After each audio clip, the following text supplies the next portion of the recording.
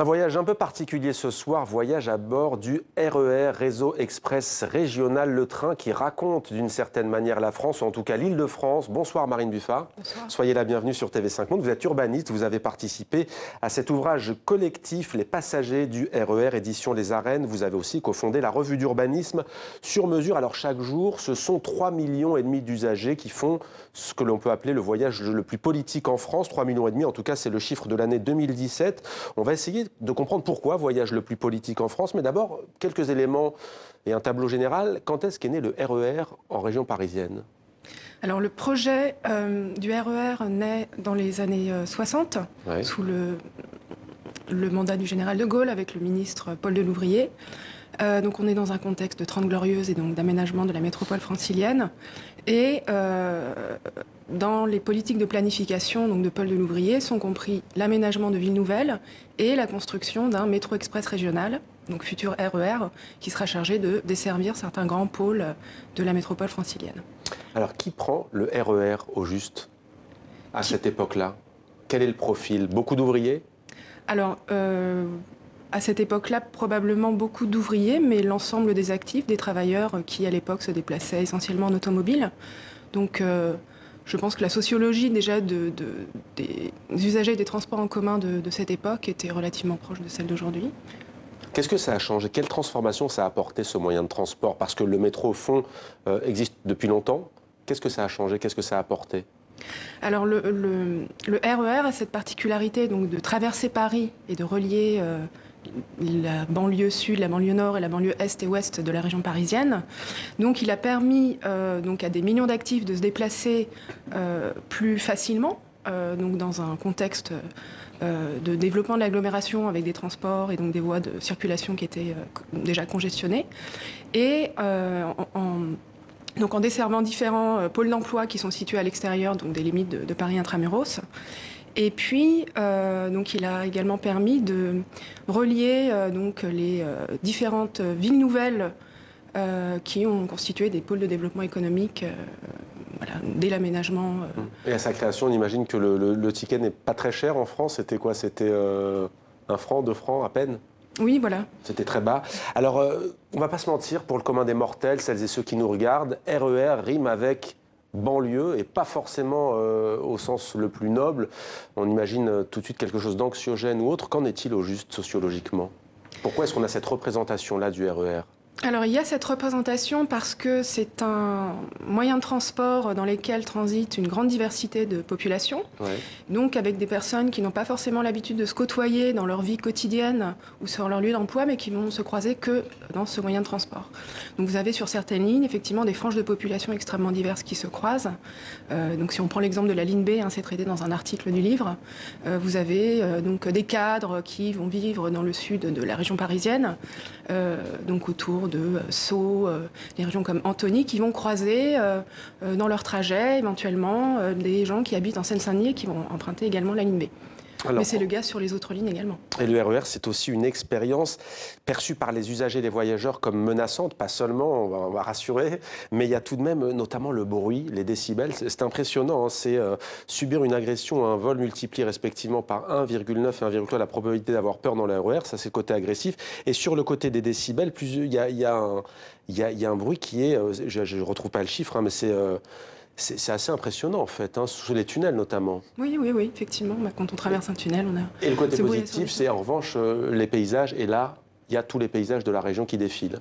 Voilà, donc ça c'est vraiment l'intérêt et puis le caractère extrêmement puissant enfin, de ce mode de transport qui traverse donc, la région de part en part et des territoires qui sont extrêmement diversifiés sur le plan donc, sociologique, mais sur le plan urbain.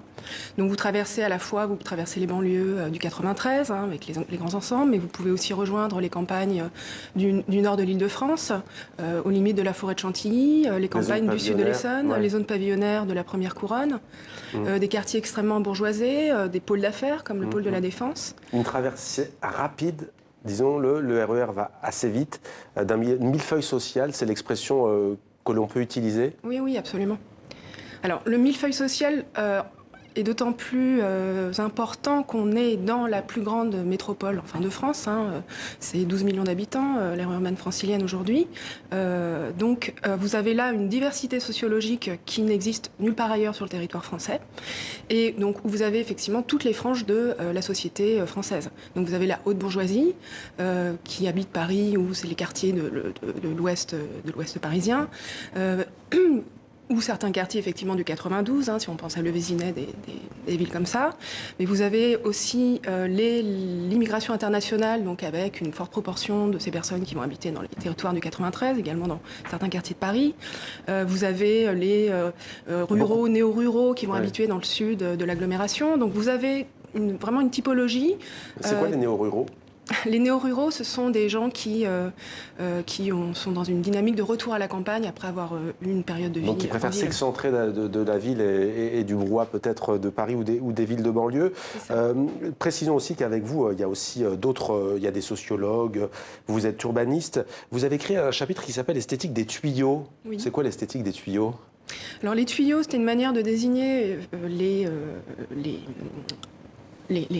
rails, les wagons, le tracé du RER. Donc le livre propose une véritable immersion dans le RER à travers ses différentes dimensions. Donc on a la dimension de performance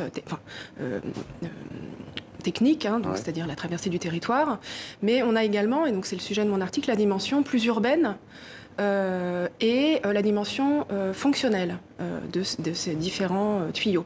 Donc moi, je m'intéresse plus particulièrement à certaines gares emblématiques, aux fonctions stratégiques qu'elles jouent dans l'aménagement de la métropole. Ouais. Un exemple d'une et gare. Également à leur esthétique architecturale. Un exemple de gare auquel vous êtes intéressé ? Châtelet-Léal, Paris-Gare du Nord, La Défense, Saint-Quentin en Yvelines.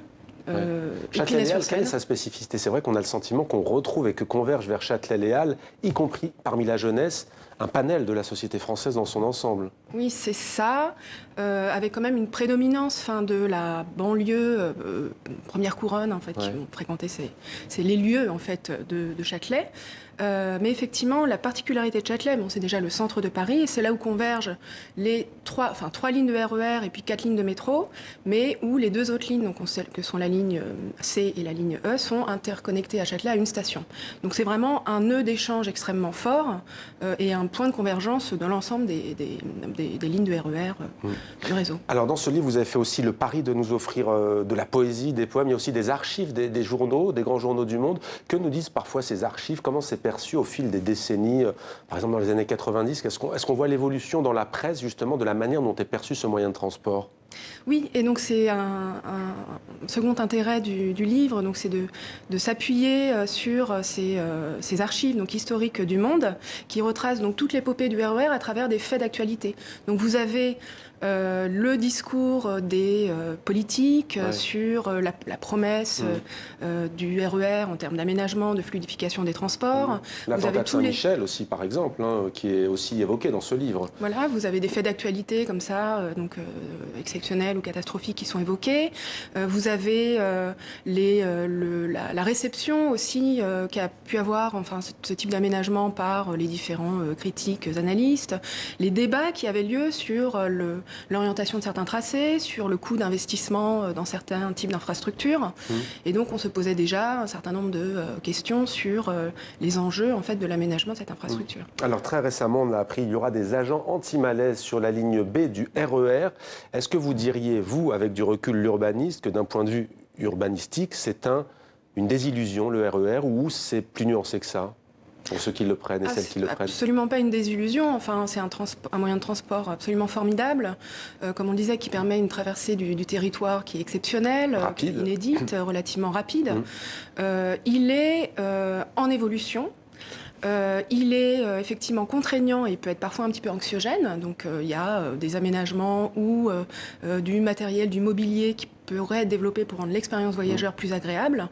Mais il permet quand même de relier des territoires qui sont relativement éloignés et d'offrir aux franciliens une relative proximité entre ces différents lieux de la région parisienne. Merci beaucoup Marine Buffat d'avoir répondu à nos questions. Les passagers du RER Les Arènes, un miroir donc de la société française. Merci d'avoir répondu à nos questions.